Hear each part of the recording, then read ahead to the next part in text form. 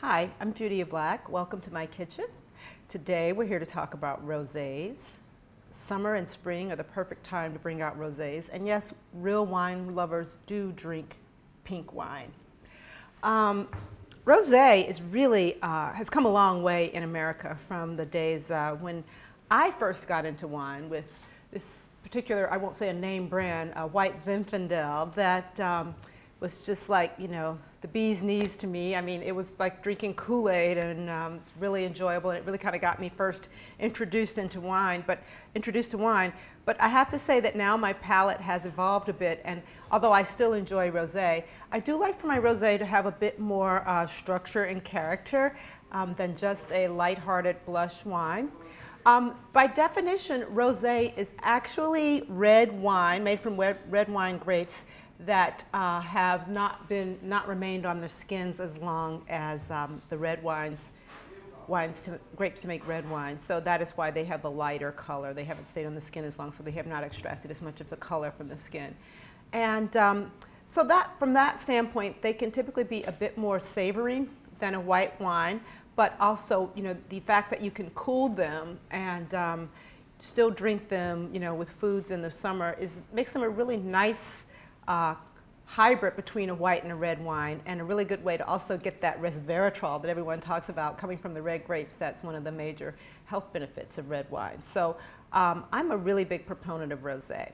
I'd like to tell you about 3 of my favorite ones here today. The first one here from Akari Vineyards on the North Fork of Long Island is made from a blend of Cabernet Franc, Merlot, Cabernet Sauvignon, and then a little bit of Pinot Noir, tiny bit of Pinot Noir. These are some of the primary grapes that are really thrive on the North Fork of Long Island. And this is a great example of rosé that is nice and structured with a bit of, you know, red fruits on the nose and palate, but also, you know, good crisp dryness that makes it very food friendly and would really be good with Long Island duck or other kinds of cuisine that come from that area, even with food, shellfish and that type of food. I like this wine because it's not too sweet or fruity. It's got a hint of fruit, but it's more of a really kind of earthy, light, crisp wine that really goes nicely with food.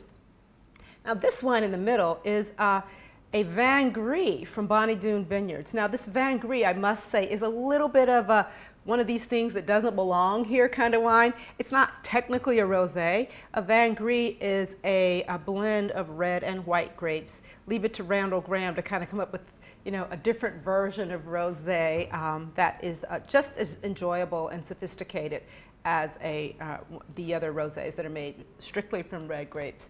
But this one has a bit of the Grenache. It's got primarily the Grenache grape, which is a red grape, but it also has some Grenache Blanc in it, and it has some Mourvèdre and a few more Rhone varietals that Doon Vineyards is really famous for producing. So I love this wine. This is the one that's in my glass right now.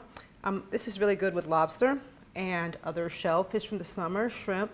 It has a little bit of a strawberry and you know, candied aroma, but not too much to the point that you don't want to have it with food. It definitely has some fresh acidity on the end. And of course, it's great to support these 2 domestic vineyards.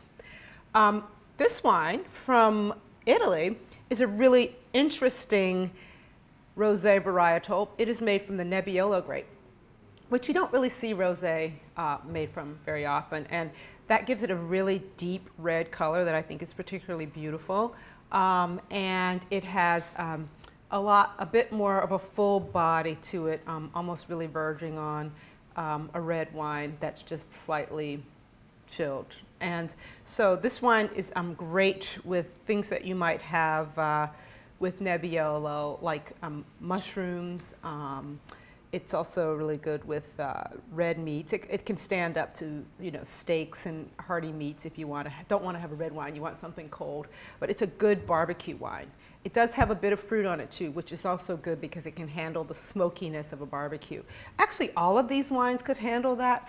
I would say that I think these 2 were probably a little bit more a smoke barbecue friendly, and this one is a little bit lighter and more, I would do this more like as a shellfish or you know, fish type of lighter, more delicate wine.